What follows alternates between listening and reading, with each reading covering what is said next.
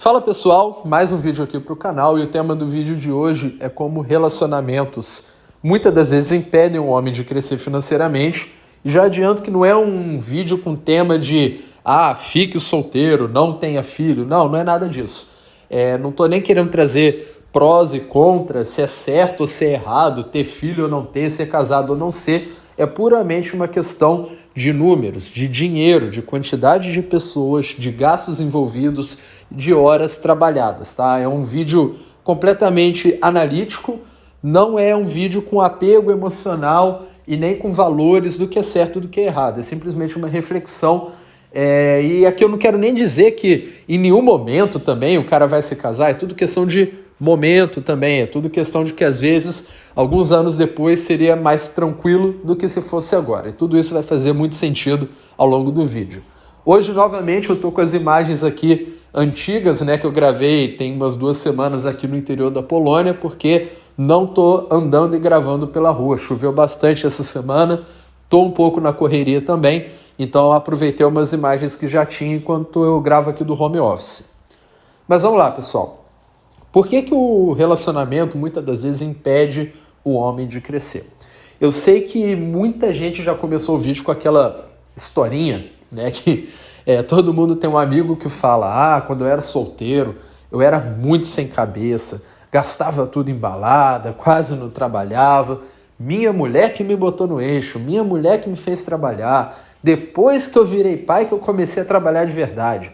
Aí a gente está falando de um cara que não tinha muita cabeça no lugar, a gente está falando de um cara que não tinha um norte, não tinha um objetivo, não se esforçava, né? Aí quando ele passou a se esforçar, a situação melhorou. Mas não é desse exemplo que eu estou falando aqui. Eu quero falar do cara que já está se esforçando, eu quero falar do cara que já está com objetivo, né? Que é o cara que já está aqui no YouTube consumindo conteúdo de crescer na vida, né? Então eu não estou falando com um cara que torra tudo que ganha na balada, que fica financiando o carro que ele não precisa, com dinheiro que ele não tem, para impressionar a gente que não importa. Eu estou falando com pessoas que já têm um básico de educação financeira, vontade de crescer e que já são trabalhadoras. E para esse cara, o relacionamento no momento errado pode ser o que vai atrapalhar a vida dele. Entenda o seguinte, no meu ponto de vista, né, o que é mais difícil no Brasil em questão financeira é o cara vencer o elas por elas. O que eu quero dizer com elas por elas? O valor mínimo que você precisa para ter uma vida bacana. Tem países aqui da Europa que o cara com um salário mínimo, ele já consegue ter a dignidade ali que ele procura para a vida. Ele já consegue ter uma casa que ele se sente bem, nem que seja pequenininha, mas num bairro seguro, tudo limpinho, tudo certinho. O cara já consegue ter uma geladeira cheia, pagar todas as contas e até mesmo ter um pouquinho de vida social. Em outros lugares da Europa, como por exemplo aqui na Polônia, já é mais necessário ali pelo menos uns 2 salários mínimos. No Brasil, eu diria que muitas das vezes está entre 3 e 4 salários mínimos para o cara começar a ter uma vida bacaninha. Mas eu não estou falando bacana de ficar lá no hotel na beira da praia. Eu estou falando assim, de morar num lugarzinho que não é perigoso, né, fora da comunidade, de ter ali a geladeira cheia, de poder uma vez por semana pegar um delivery, alguma coisa assim que gosta de comer, né, visitar um parente no fim de semana, o mínimo ali de qualidade de vida, né, um planinho de saúde básico e tal, pedir um Uber de vez em quando. Isso no Brasil está mais ou menos ali entre 3 e 4 salários mínimos, né, porque às vezes você vê em capital aluguel aí de R$1.500, R$2.000, que não é nada demais, né, é simplesmente para você não estar numa quebrada. Então no Brasil o maior desafio é justamente o cara romper essa barreira da dureza, né? E depois que o cara rompe, se ele tiver cabeça, aí ele começa a fazer a coisa acontecer, né? Eu sempre tive isso em mente, que eu precisava de tanto por mês. E a partir do momento que eu conseguisse ganhar esse valor, as coisas iam acontecer. E realmente aconteceu isso comigo. Eu consegui, né, quando eu cheguei num determinado valor, me manter com aquele mesmo gasto, vivendo do mesmo jeito, e tudo que entrava além era dinheiro guardado para fazer uma reserva de emergência, para fazer um reinvestimento na empresa, e as coisas começaram a funcionar. Só que, como eu falei, em alguns países, com um salário mínimo, o cara já, né, vive legal. Com 2 salários mínimos, o cara já tem dinheiro todo mês para guardar, já tem dinheiro todo mês para reinvestir, né? Então é bem mais fácil. No Brasil é bem mais desafiador. Só que isso, pessoal, que eu falei aqui agora, é do homem solteiro. Quando o cara casa, esse valor já aumenta, porque agora são 2 pessoas dentro da casa. Ah, mas às vezes a esposa trabalha. Mas às vezes também não. E mesmo quando a esposa também trabalha, tem vários compromissos sociais, várias festas que você vai ter que ir, festinha de criança, viagem em família. Ah, vamos trocar o sofá aqui da casa, várias coisas que você mesmo não ligaria, a tua esposa vai ligar. Né? Quem não lembra daquela cena clássica, né, lá dos pais, dos tios, dos avós, né, que o camarada tá lá trabalhando, guardando um pouquinho ali todo mês, e no final do ano finalmente chega o 13º, o cara fala, agora eu vou trocar meu carro, agora eu vou comprar uma TV grande para mim, e aí vem a esposa, amor, a gente podia renovar a cozinha, né? Aí daqui a pouco tá lá o cara gastando 1 ano de economia, um 13º para trocar azulejo de cozinha, trocar o piso e trocar a mesa, né? Coisa que um homem raramente se importaria com isso, né? Ele ia usar o dinheiro ou para ele, né, para o conforto dele, ou então para reinvestir, para fazer suas reservas, mas o cara que está casado, de fato, tem essas exigências, né? De investir mais dinheiro dentro da casa, com roupa, com eventos sociais que você não faz questão, então já sobe ali o quanto o cara precisa por mês para poder, vamos dizer, sobrar. Quando o cara tá casado e com filho, então, aí esquece, tá? Esquece, o valor vai lá em cima. E aí eu lembro até que eu estava no ano passado, ainda no Brasil, antes de ter saído, num pós-treino ali, trocando ideia, né? Um camarada falou o seguinte, hoje em dia, um cara casado com filho, é pelo menos 10 conto para ele viver bem. E eu concordei com ele, falei, cara, real. Porque o que acontece? O cara que é solteiro, ele consegue morar tranquilo num AP de 1 quarto. O cara que é casado e tem ali 2 filhos, cara, não vai dar para ter 1 quarto. Né? Vai ter que ter provavelmente até 3, né? Porque às vezes quando é criança dá os 2 ali no mesmo quarto, mas quando fica maior as crianças vão reclamar de estar dividindo o quarto. Aí muitas das vezes o cara já vai querer uma casa de 3 quartos. Aí antes o cara que era solteiro era comida só para ele. Agora é comida para 4 pessoas. Aí muitas das vezes essa esposa ali vai ter que ficar em casa para cuidar dos filhos. E é só ele trabalhando para sustentar tudo. Aí o cara ganha um pouquinho mais, ele vai querer fazer o quê? Pôr o filho num colégio particular, porque a educação pública no Brasil é complicada. Aí vai ter 2 filhos para colocar. Aí ganha mais um pouquinho de dinheiro, o que o cara vai fazer? Botar os filhos num curso de inglês, botar os filhos num curso de informática, programação, robótica, enfim. Todo o dinheiro que o cara ganha vai em função da família. E volto a dizer, não estou falando que é errado, que não é o papel do homem, não é um vídeo com questões morais, religiosas e nem apego emocional. É um vídeo de fatos. O homem vai começar a pegar todo o dinheiro e pôr para a família. Então você vê muito cara casado que ganha um salário considerado bom para nível de Brasil, tipo 8, 10 mil reais, e esse cara não vê a cor do dinheiro. Muitas das vezes ele tá com aquele tênis lá já um pouco antigo, às vezes o carro dele também, o cara gosta de carro, mas não consegue trocar, às vezes o cara é doido numa TV grande e não consegue comprar, porque tudo que ele ganha, ele coloca ali para a família e não para ele. E aí tem uma questão que é muito simples, né? Todo mundo vai pensar, beleza, então vamos dizer que o orçamento para a família dele viver bem é 7, 8 mil. A partir do momento que ele ganhar 9, tá sobrando 1.000 agora para ele investir. E a resposta é não, porque quando tem mais gente na casa, as demandas nunca param. O filho vai começar a crescer, ele vai começar a querer determinados brinquedos e o pai não vai querer falar não. Ele vai começar a querer se vestir melhor. Tem um amiguinho que está fazendo natação, ele quer fazer natação também. Aí tem que comprar roupa, tem que pagar matrícula, tem que pagar as aulas, tem que pagar isso e aquilo. A esposa vai falar, amor, minha unha está quebrando, meu cabelo está com ponta dupla, minha maquiagem acabou. Então aqueles 1.000 a mais que o cara está ganhando vão desaparecer. Vai ser usado.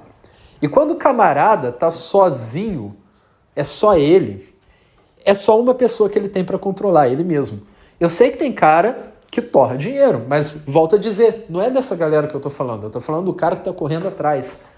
Então o homem, às vezes, ele tá ali fazendo os cálculos dele e fala, cara, eu preciso de 3,5, né, para ter ali um padrão de vida mínimo legal ali, né, morando num lugar seguro, comendo bem, planinho de saúde aqui, um Uber ali, fechou.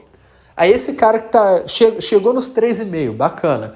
Agora ele tá com 4,5, cara, esse dinheiro ele faz o que ele quiser. Mas quando tem outras pessoas na casa, esse dinheiro não é só dele. E aí o cara nunca consegue fazer a coisa andar. Lá no meu curso, o treinamento Liberdade Saiyajin, tem um módulo lá da liberdade financeira, que é o módulo 2. E nele eu falo da questão que você tem que ter tua reserva de emergência, né? E essa reserva de emergência tem que ser calculada de acordo com aquilo que você faz e também de acordo com a quantidade de pessoas da casa. Então o que é a reserva de emergência? É você pegar quanto que você tem de gasto fixo por mês. Comida é gasto fixo, tá? Porque você tem que comer, então você arredonda um valor e você multiplica pelo número de meses. Tem muito especialista que fala que um homem empreendedor, solteiro, ele precisa ter uma reserva só de 1 ano, né? Então vamos supor, o cara ali que passa o mês com 3.000 de conta fixa, incluindo comida. Ele pega 3.000, multiplica por 12, vai dar 36.000. Ele tendo esse valor, ele tem 1 ano de reserva guardado. Quando o cara tem família, o ideal é que sejam 2 anos de reserva de emergência. Então não serve mais 36 guardado. Agora a gente já está falando de 72. Só que tem um detalhe. Se você é casado e tem filho, o seu gasto mensal mínimo não é mais 3.000. Vamos dizer que o seu gasto mensal mínimo agora é 5. Então também não é 72. É 5.000 multiplicado por 24. Então a gente jogou agora 5.000 em 1 ano vai dar 60.000, né, de reserva de emergência. Em 2 anos vão dar 120. Então olha que doido. Um homem solteiro com 36.000 guardado, ele já tem a reserva de emergência para a segurança financeira dele. Esse mesmo homem, quando casado e com filho, o ideal é que ele tenha 120.000 guardado para poder fazer ali, né, uma reserva de emergência tranquila, né, e tá precavido de tudo que pode acontecer.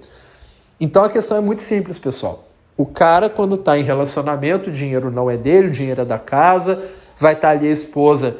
A nossa amiga lá do bairro tá lá em Jericoacoara com o marido dela, e a gente tá aqui, a gente só vai pra Praia Grande, a gente nunca faz nada. Ah, tá vendo fulana? Ela tá treinando de personal agora. Eu nunca treinei de personal, deve ser por isso que eu não desenvolvo. Então fica essa lenga-lenga, que sempre vai ter mais coisas pro cara gastar. Sempre vai ter um sofá para trocar, uma geladeira mais cara, coisa que você não compraria. Eu dou até o meu exemplo, cara. Eu, quando no apartamento que eu ainda tenho parado lá no Brasil, eu nunca comprei sofá. Porque eu sou uma pessoa que não usa sofá. Quando eu estou trabalhando, eu estou, né, na cadeira ali da mesa. E quando eu termino de trabalhar, ou eu vou dar uma volta na rua, ou eu vou para academia, ou eu vou deitar na cama. Eu fico na cama vendo um seriado, vendo um filme. Eu nunca tive hábito de usar sofá. Talvez seja por causa dos anos e anos morando em república, né? Então, eu acostumei a ficar dentro do quarto, e dentro do quarto era uma mesinha e a minha cama, né? E um guarda-roupa. Então, eu acostumei com isso. Então, eu não vi a necessidade de comprar um sofá, né? E eu não consigo imaginar um amigo meu casado estando num apartamento sem sofá. E eu também não consigo nem imaginar um sofá barato. Porque a namorada, a esposa vai chegar e vai falar, ah, não, esse sofá tá feio. Compra aquele outro. Quem paga 700 paga 1.000. Ah, agora que a gente já se convenceu de comprar um de 1.000, olha esse aqui de 1.400, é muito melhor. Já vai o cara pegar toda a economia de um mês para botar no sofá. Aí eu sei que tem gente que pode pensar, ah, pô, mas é só um mês, no outro mês não vai ter nada. Você que pensa. Mês que vem vai ter algum procedimento estético, no outro mês é uma geladeira, no outro mês é algum evento da família dela que você nem faria questão de ir. E uma coisa que eu explico para todos os meus alunos e até para os inscritos aqui do canal é o seguinte, o sucesso ele não vem de uma hora para outra. Ninguém, vamos dizer, Generalizando, ninguém pula de 1.500 para 20 mil de uma hora para outra. Não vai cair uma oportunidade, não vai aparecer um cavaleiro branco que vai te resgatar da vida da dureza. São pequenos passos, cara. Você pega aí a história da maioria dos caras que atingiram sucesso, são pequenas coisas. O cara tava ali no salário mínimo, aí tava trabalhando legalzinho, aí alguém gostou do trabalho dele, puxou ele para outra empresa que paga R$500 a mais, aí começou a fazer um bico ali no fim de semana, aí pagou um curso técnico lá no Senai, aí com esse curso do Senai, 2 anos depois ele arrumou um emprego numa companhia que já pagava um pouco mais, aí sobrou mais alguma coisa, o cara vai lá e faz uma faculdade. Então a vida é sempre assim, cara, são degrauzinhos, são pequenas escolhas que muitas das vezes quem tá fora não vê. É aquele dia que tu deixou de sair, mas ficou em casa e leu um livro. É aqueles R$200 que ao invés de, sei lá, comprar um reloginho novo, você comprou um curso online e aprendeu um conteúdo novo. É aquele fim de semana que ao invés de ir lá jogar bola, tu decidiu ficar em casa e fez um trabalho extra ali pelo computador. Então são pequenas coisas que vão se acumulando, né? Então quando eu falo dessa questão, num mês é um sofá, no outro mês é uma viagem, no outro mês é aquilo, são as pequenas quantias de valor que fariam a tua reserva, que te dariam possibilidade de reinvestir também na tua empresa, que você nunca vai ter acesso, porque todo mês tem uma desculpa, todo mês tem alguma coisa nova, e aí nunca sobra o dinheiro. E por fim, não é só a questão financeira, é a questão do tempo também. Eu mesmo sou um cara que moro sozinho há muito tempo, eu faço muita questão de sempre morar sozinho. O pessoal me pergunta, né? Na sua vida de nômade digital, você fica em hostel, como é que você faz? Eu só fico em hostel quando eu vou ficar, 3 dias na cidade. Sexta, sábado e domingo, que aí não faz diferença. Eu fico no hostel, conheço uma galera, saio junto com eles para explorar a cidade, tem alguém lá para tirar foto, às vezes você conhece uma galera legal, sai para tomar uma depois, mas é isso, 3, 4 dias. Nos países que eu fico mais tempo, eu sempre pego um Airbnb só para mim. Por quê? Porque é importante você ter o teu tempo. Isso aí é até algo que eu falo no módulo da liberdade emocional, que é o primeiro módulo lá do treinamento, que é a questão de você ter um pouco de solitude. Você chegar em casa e ser só você ali dentro, não ter barulho, não ter distração. Se você quer trabalhar até as 10, porque você está focado no teu business, ninguém te atrapalha. Se você quer ouvir um audiobook enquanto você toma banho e se arruma para sair de manhã, você pode. Se você quer ter um silêncio absoluto para poder ler um livro, você pode. E quando você tem uma esposa, filho dentro de casa, não tem silêncio. Se você mora num apartamento pequeno, então já era. A televisão da sala, o barulho chega no quarto. Vai ter a criança te chamando, vai ter a esposa falando que você não está dando atenção para ela. Você está trabalhando 8 horas por dia lá no seu CLT, 1 hora para ir, 1 hora para voltar, banho na ida, banho na volta, malemar faz uma academia de vez em quando, aí você chega em casa cansado, mas você está ali focado, e aí você fala, não, vou me dedicar aqui 1 hora, né, na minha segunda renda, porque essa segunda fonte de renda vai complementar meu orçamento e ainda vai me permitir sair daquele emprego chato. Você não vai conseguir. Porque você vai chegar em casa, vai ter essa cobrança de atenção, vai ter barulho e até mesmo tentações, né? Então, por exemplo, é que nem quem vai seguir dieta. Quando você mora sozinho, toda a comida que está na geladeira foi você que comprou. Tudo que é preparado no fogão foi você que preparou. Mas quando você mora com a família, é que nem quando você vai na casa da avó no final de semana, né? Você chega lá e tem um bolo de cenoura com cobertura de chocolate, e isso, sei lá no café da manhã, aí chega na hora do almoço, vai lá e faz uma lasanha, então é muita tentação. Então às vezes você chega em casa, né? Vou trabalhar, vou fazer meu extra aqui, estão chamando a gente para ir em tal lugar. Ou então você chega ali e tua esposa já te agarra, e tu não lembra de mais nada. Ou então você chega ali na tua casa, tá cozinhando alguma coisa e tal. Preciso da tua ajuda. Então sempre vai ter alguma coisinha atrapalhando. Então o cara, quando tá casado, o gasto dele vai lá em cima, a prioridade dele passa a ser os filhos e a esposa, e para ele mesmo acaba não sobrando, e ele acaba não tendo nem tempo nem energia para poder colocar nos projetos dele, como eu falo, né? Se você quer ir para frente, cara, pelo menos por algum período da tua vida, tu vai ter que trabalhar um pouco mais. tu vai ter que correr um pouco mais atrás, vai ter que apertar um pouco mais o orçamento para poder guardar mais um pouco, né? Aí você vai criando pequenas metas, né? Enquanto eu não montar os meus primeiros 6 meses de reserva, eu vou ficar aqui apertadão. Montei os 6 primeiros meses, né? Que já dá para dar uma respirada. Pô, beleza, não vou aguentar ficar segurando ali eternamente. Agora eu aumento um pouquinho o meu orçamento. Eu lembro que eu fiz isso. Né? Eu tinha ali um teto, né, imaginário, né? Porque eu também, se acontecesse uma emergência, não ligava. Mas eu tinha um teto ali imaginário de 3,5 para passar o mês. No começo quando as coisas começaram a funcionar. E aí depois que eu passei de 6 meses de reserva de emergência, eu falei, putz, legal, 6 meses, já dá para respirar. Agora eu vou aumentar o meu orçamento para 4 mil. Né? Aí agora eu tenho mais R$500 por mês para poder pedir uma pizza a mais, para poder comprar alguma coisa que estou precisando, ou então uma vez ali por mês, né, ir para uma cidade de praia, né, fazer aquele desce no sábado e sobe no domingo. Aí eu subi o orçamento de 3,5 para 4. Aí depois que bateu ali um ano de reserva de emergência, eu falei, beleza, agora se eu quiser usar 5 mil por mês, tá tranquilo. E aí eu passei a usar 5. E aí fui progredindo, né, até chegar no ponto, né, de poder usar ali valores maiores ali por mês, porque fazia sentido, né? Inclusive lá no módulo de liberdade financeira, eu explico exatamente as proporções que você precisa ter, qual que é a primeira coisa que você tem que fazer com o teu dinheiro, o que vem primeiro, reserva de emergência, investimento, reinvestimento na empresa, bolsa de valores, tudo isso eu explico lá dentro da plataforma do Liberdade Sayajin, nessa parte que eu te ensino de como ter a mentalidade correta para lidar com o dinheiro, como ter a organização e como também usar da internet para poder ter mais cliente, ter mais dinheiro e mudar de condição de vida. Então a questão é essa, por mais que o homem queira correr atrás, ele estando já casado e com filho, vai ser muito mais difícil. É impossível? Não, não é. Mas, cara, é muito mais fácil você se disciplinar do que disciplinar 4 pessoas. É muito mais fácil você ter cabeça e tranquilidade para estudar e trabalhar até 10 horas da noite, estando sozinho, do que com 4 pessoas na casa.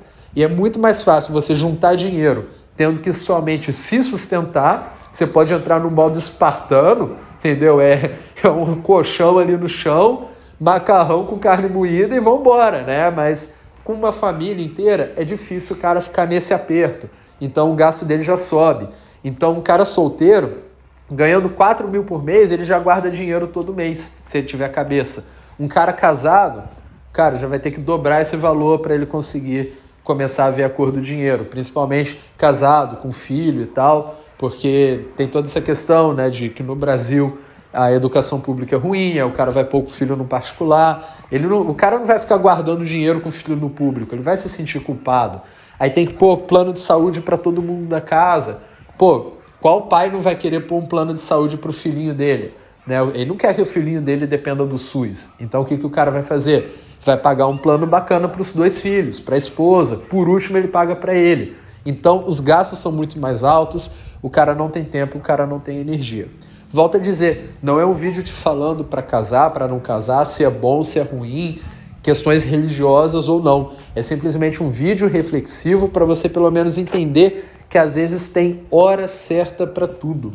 E às vezes se você se casa num momento não tão oportuno, pode ser que isso te atrapalhe profundamente a prosperar, porque de fato você vai ter muito mais tempo, energia e facilidade para trabalhar, estudar e guardar estando sozinho do que estando ali numa situação de chefe de família, beleza? Espero que tenham gostado do conteúdo do vídeo. É o meu ponto de vista, não é algo com apego emocional, é simplesmente matemático. Cada um faz o que quiser da sua vida, é só uma questão aqui puramente financeira que eu trouxe aqui para o vídeo. Se você gostou, deixa um like, deixa um comentário falando o que achou, se inscreva no canal e para aqueles que querem aprender mais sobre liberdade emocional, financeira, geográfica, nomadismo digital, clica aqui embaixo no meu treinamento Liberdade Sayajin. Tem mais de 15 horas de conteúdo lá dentro para você acessar. Então você entrando hoje, você já tem tudo isso liberado ali para você no curso. De tempos em tempos eu vou colocando mais aulas, com mais atualizações, com mais assuntos interessantes lá dentro. E quem já comprou vai ter acesso a todas essas atualizações também. Um abraço e até o próximo vídeo.